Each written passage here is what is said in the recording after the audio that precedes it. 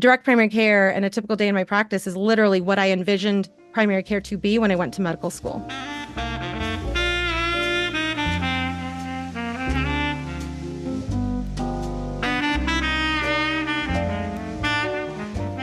Welcome to Off the Chart, a business of medicine podcast featuring lively and informative conversations with healthcare experts, opinion leaders, and practicing physicians about the challenges facing doctors and medical practices.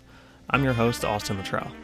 This episode features a conversation between Medical Economics Editorial Director Chris Mazzolini and Maryal Concepcion, the owner and CEO of Big Trees MD. Dr. Concepcion joins the show to talk direct primary care, sharing the story of her own transition from traditional fee-for-service medicine to starting her own direct primary care practice.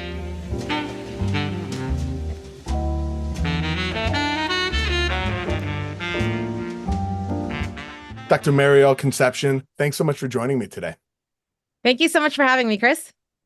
Let's start off by discussing what exactly direct primary care is and how it differs from traditional fee-for-service medicine. So I really appreciate this question because recently I gave a talk to a bunch of medical students and residents who were interested in DPC, and I definitely was, it was called out appropriately that I was like, but what is DPC? And so I will absolutely start there and absolutely be happy to distinguish it from fee-for-service insurance-based medicine, because that is DPC at the heart of everything I do is what has saved my medical career. And so direct primary care is, if you think about our grandparents' generation medicine, how they accessed care is they called their local doctor who they knew, and their doctor was able to help them.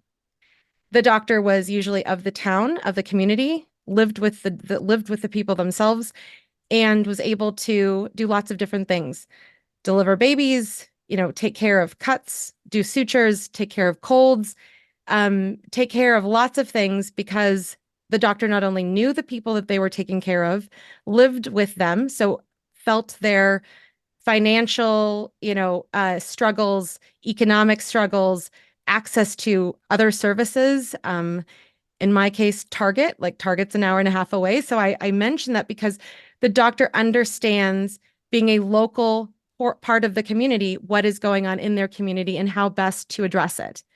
So you take this idea of a local doctor who is able to take care of their community and the health of their community, and generationally the health of the community, and fast forward that into 2024, where you have the ability to talk to that doctor, not only in person, just like old-fashioned days, that doctor can go to your house, but also you have the ability to text that doctor or do a Zoom call with that doctor, or talk to that person if you're overseas and your doctor is logging in with you on a connection where you're not even in the same country.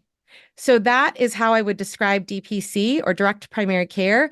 And that's what I will always strive to include in my talks in the future, because it absolutely is important to clarify what it is.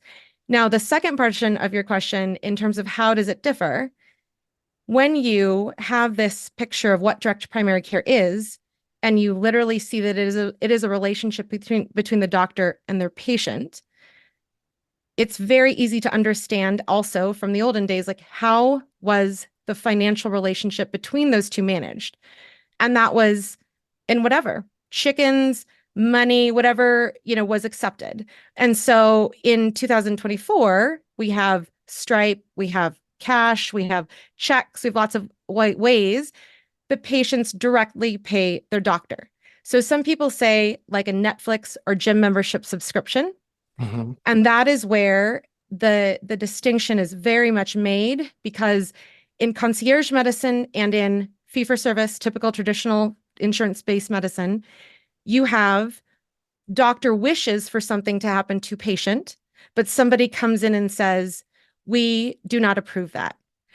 The AI of that company says, we do not approve that. And there is someone coming in between the doctor and the patient's relationships that we get rid of. So let's talk a little bit about, the challenges in traditional medicine. We could probably do a podcast for days on that topic. But I guess to hone it in, can you describe a bit what your experience was like in the traditional fee-for-service medicine, and what that was like for you. Absolutely. So I graduated Creighton Medical School in 2011, and I graduated residency, family medicine residency in Modesto, California in 2015. I had a little bit of a gap because my father had a stroke and I took time off to take care of him. But when I look at my journey from graduating medical school to graduating residency, and then the 1 month shy of 6 years that I spent in fee-for-service as an attending, I really look at it as, here is a way of doing healthcare where medical students who are very much bright-eyed and bushy-tailed are going into, I really want to do my best at urology, my best at family medicine, my best at whatever. And the first year of residency is very much, okay, you're learning. We get it. We'll go slow. It's okay. And while you're at it, make sure that you learn these 99213s, 99214s. Don't ask why we do the coding this way, but this is how we do it. And then you get so involved in this is the way that you do healthcare in your usually corporate practice of medicine clinic setting, that you don't necessarily think about what am I doing? Like, how come I can't control the number of minutes that I have per patient? Why am I getting triple booked? How come I'm not being asked if, I would like to do the procedure rather than refer that person out to a specialist when I have the skills to do that? And then as you keep going on in residency, you're just pummeled with, you have to see this many patients now because you're a second year, this many patients because you're a third year. You have to do it this way because you're told to do it this way. And then when you become an attending, we call it the golden handcuffs, the idea of, here you go. Here's a sign-on bonus. Here's the ability to just get paid a salary. We'll pay you that for 3 years, and then we'll start negotiating, but you don't have to think about what comes after negotiation. You just need to focus on, you get to do what you want to do here. And then it's, overall, it's like the lobster being put into cold water and the pot slowly boils. So my journey as an attending in fee-for-service, when I started, was very much what I wanted, just like this, generic journey that I'm explaining. In residency, I was very, very, I was very lucky to be part of a program that taught me how to do family medicine well, how to be a good doctor in terms of, if a person has had a miscarriage on labor and delivery, when everything is going crazy, to stop and say, hey, how are you doing? I had that modeled. And so it was very perfect for me to be able to go into a rural community where I could do those same things. When I continued in fee-for-service, I was with a $30,000 sign-on bonus. I was, we don't need to worry about how many patients you see a day. You'll just get a salary. Here's a 401k. Here's a health insurance. And then what happened to myself during those months shy of 6 years that I was in fee-for-service was I was noticing that I was not being able to do the things I wanted to do because I had more patients scheduled. I couldn't do the laceration repair. I'm sorry, I can't get you in because I'm already booked, or double booked or triple booked. You'll have to go to the urgent care. You'll have to go to the ER. Oh, doc, I haven't seen you in 6 months. So much has happened in 6 months, but I couldn't get in to see you, was what I heard too frequently. We reached ours. And then when I say we, I need to clarify.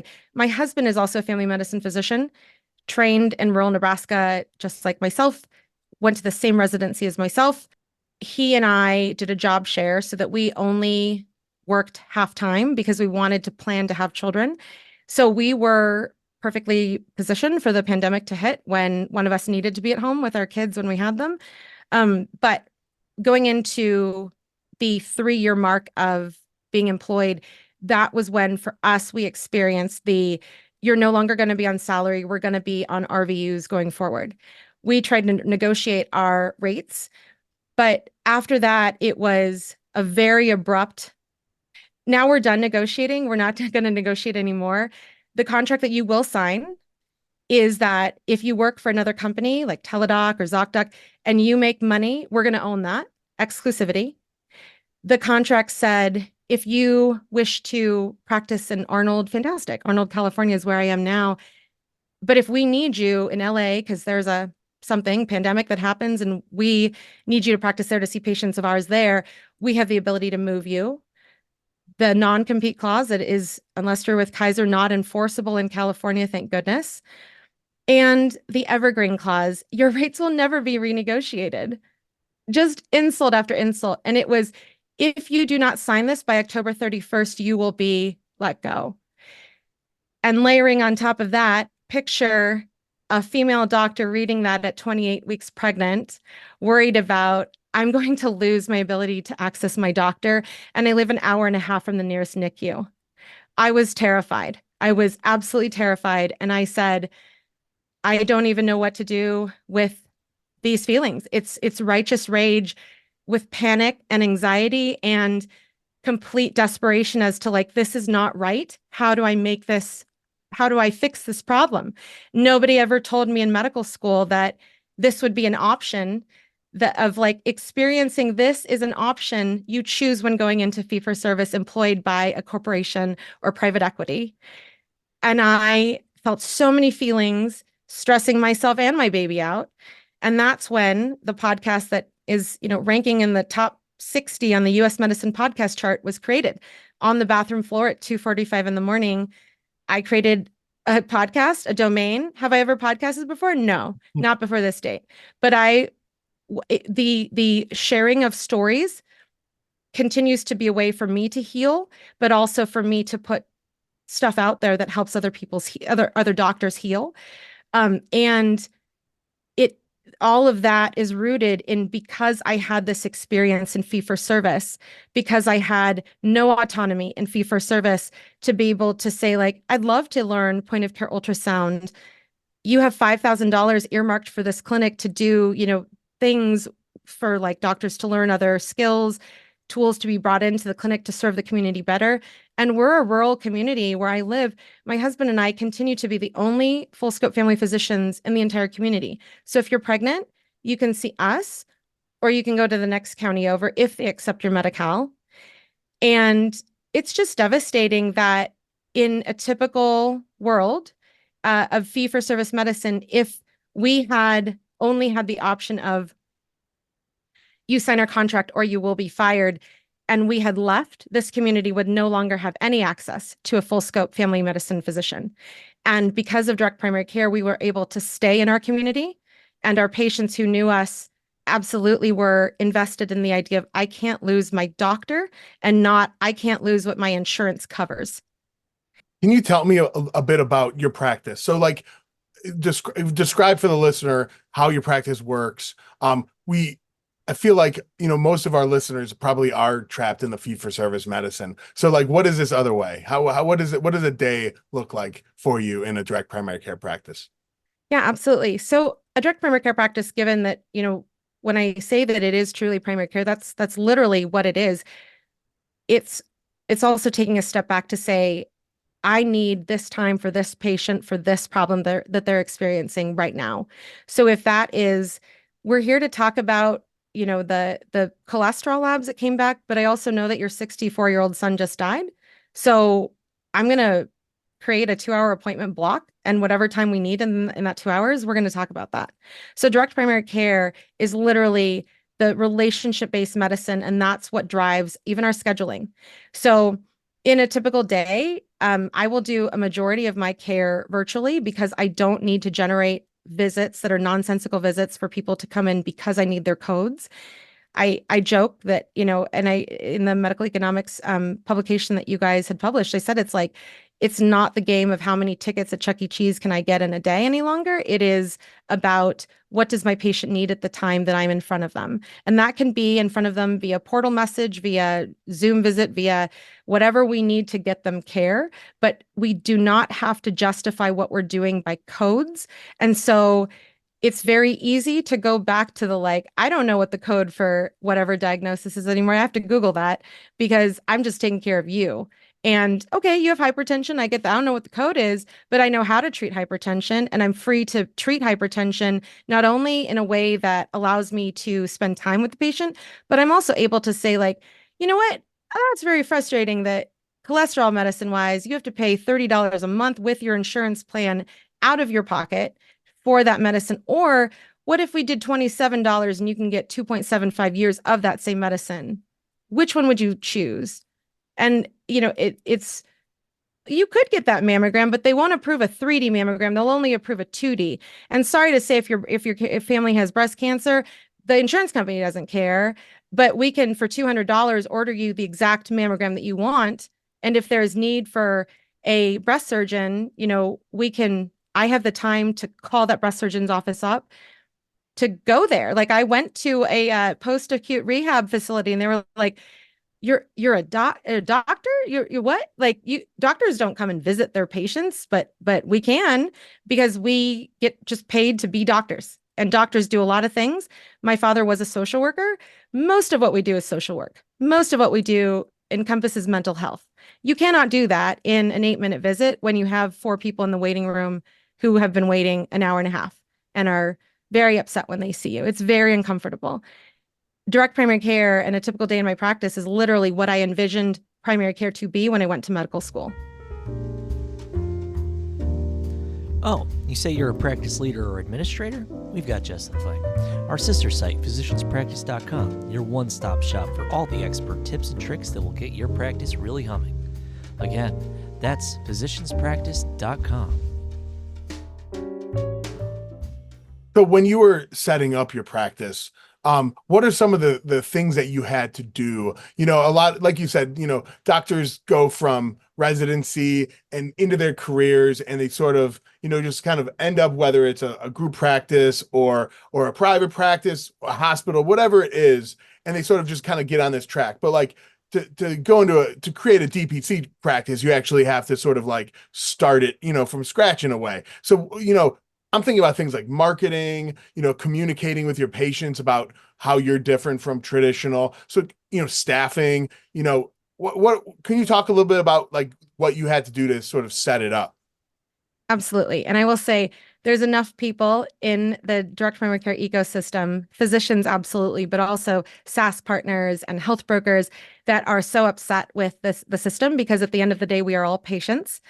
And these people together have come over time to say, let's fix healthcare. We're not going to wait around for anyone else to do it. We literally have the desire to be part of this change to healthcare, where everyday Americans can get concierge level care for an affordable rate, and something that may or may not be covered by employers, to the table. And so when you have so many people working together, yes, you can create a DPC like I did from the ground up.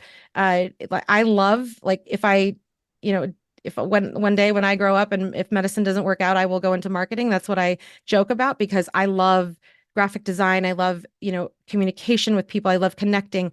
Everyone's not like that. I get it. But we are at a time in the direct primary care movement that people can join on to DPCs. People can do a virtual option extension of a DPC from where they are in residency. There's so many ways to dice and slice the way you do DPC, that we have this saying, if you've seen one DPC, you've seen one DPC.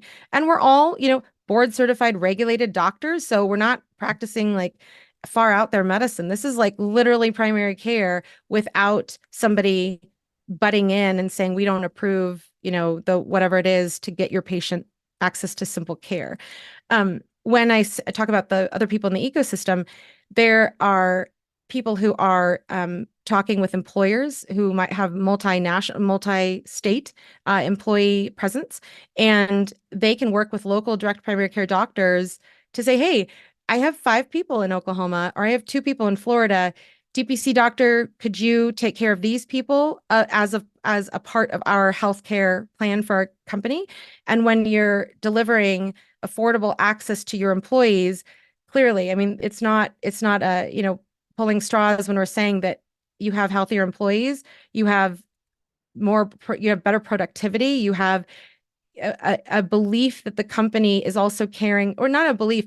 The company is able to show, rather, that they care about their employees, that they want their employees to be healthy, because everyone makes a healthy company. There are people who are working on just doing the insurance parts to that to make sure that this is acceptable in different states and whatnot.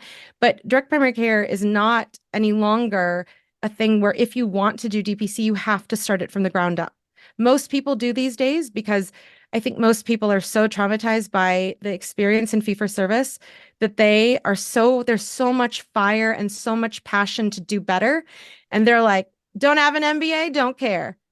So how do you talk to your patients about this? Because obviously, like, it's a strong sales pitch, but you have to sort of most patients are so used to, your insurance, and like, while patients don't know about the coding aspect of it for the most part, they know like that there's these sort of middlemen that are always involved with healthcare, with, whether it's, oh, they need to get approval before my MRI, and you got to show you my insurance card and all of that stuff. So how do you sort of like, what's your pitch, your like elevator pitch? How do you describe it to a patient about the benefits and the difference between what you do and, sort of the traditional US healthcare way of doing it?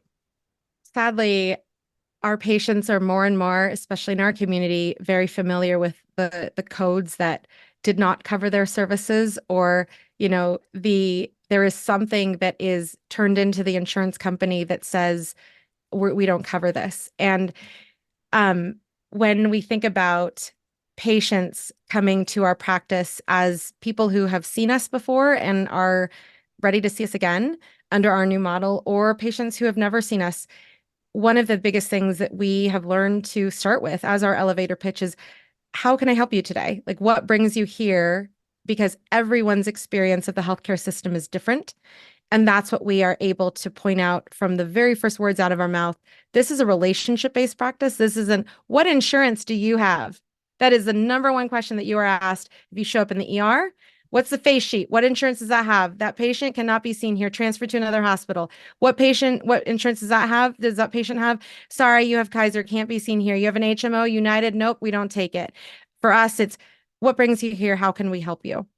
And so the conversation isn't even like templated in terms of, yes, we say like, we don't accept insurance for our primary care services. We say those types of templated things.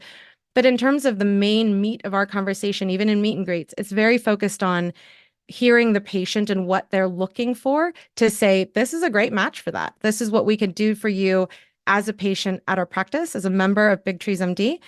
If you are hearing a patient say, lots of, I will only see insurance, I will only see insurance. We talk about, tell me more, like I hear you saying you need to have insurance. Where is that statement coming from? The open-ended questions to figure out what is a person really wanting in the healthcare system, but also what they're not getting from the healthcare system.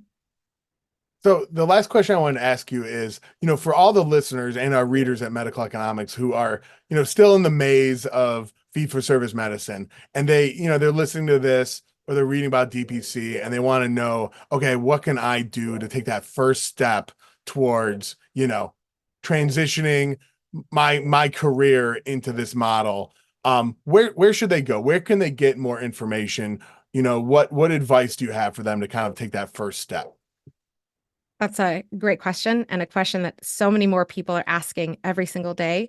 I would definitely say mydpcstory.com is a fantastic resource because, and yes, I'm definitely biased in that, but what I've done is created a resource where a resource page where you can do things like, there's a free checklist that says exactly like, these are the things you just check off, just like any grocery list, to do about DPC. There is the DPC directory, the dpcdirectory.com, where it's like an Angie's List. So if you're getting off the ground and you're like, I need somebody to build my website, spend your money wisely and find someone who has worked with DPC doctors in particular, so that your money goes towards someone who understands DPC from day one. We have the DPC Frontier. That is an excellent website, especially for people to reference if they're looking for, what are the legal updates on my state in particular. And then you have the DPC Alliance. That's an organization for people to join in for, support when it comes to every part of their DPC journey. And you have the DPC Coalition, dpcare.org. That is the PAC to support the political work on Capitol Hill to help get bills passed. Right now, the HSA bill, the Primary Care Improvement Act, is another bill on Capitol Hill that is going to fix the tax code such that an employer can use can fund an employee's HSA, and those HSA dollars can be used to pay their DPC doctor. So there's many ways that people can get involved, but I think that zooming out, the most important thing is look for a DPC doctor near you and say, hey, I'm done. I can't do this anymore for whatever reason. Like, I just had a baby. I need to spend time with them. I can't do it anymore because I'm exhausted. I'm worried about doing bad medicine because I have too many people to take care of. I literally have no time for myself. And I just got diagnosed with, I just had an MRI happen and I can't do that anymore for my own health. Whatever it is, talk to the DPC doctor near you, because DPC is in all 50 states. There's DPC law in 34 states. It is incredible the support that one gets from this community, because they're able to say, hey, I need help. I need to do something else. And there's lots of people out there. It's like a trust fall. It's like, we'll get you. No worries. Like, we got you. Most of us don't have an MBA, and most of us are also killing it. So it's a great community to just start by asking for help in a mom group on Facebook, call your local DPC doctor, whatever it is. But literally, it is a local model of care, and the help can start locally and then go out from there. Dr. Maryal Concepcion, thanks so much for joining me today on the show and sharing your story. I really appreciate it. It was an honor. Thank you so much for having me.